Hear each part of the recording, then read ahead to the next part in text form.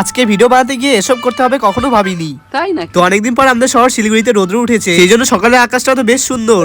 তো এই সুন্দর আকাশের ফায়দা তুলতে আমি চাবি নিয়ে আর গাড়ি নিয়ে বেরিয়ে গেলাম শোভনদের বাড়ির উদ্দেশ্যে। দেন আমার মধ্যে হাজারটা গালি খেয়ে শোভন বাড়ি থেকে বেরিয়ে গেল। তারপরে তো গরমের মধ্যে আমরা দুই বন্ধু মিলে চলে গেলাম। তোমরা গেস করো আমরা কেমন ভিডিও বানাতে যাচ্ছি। কিন্তু যাই হোক, আজকে ভিডিও বানানোর চক্করে আমি নিচে পড়ে গেলাম।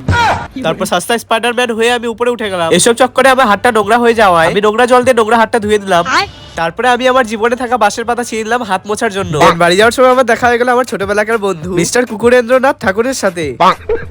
তারপর বেশি প্যাক না করে ভিডিও শুট হয়ে যাওয়ায় আমি এখন চলে আসলাম বাড়িতে। কিন্তু বিকালবেলা শিলিগুড়ির আকাশটা এত সুন্দর হয়ে যাবে ভাবতেই পারি না। তারপর সুন্দর আকাশ দেখতে দেখতে পেলাম আমাকে ডাকতে তিনটা সুন্দর বন্ধু এসে গেছে।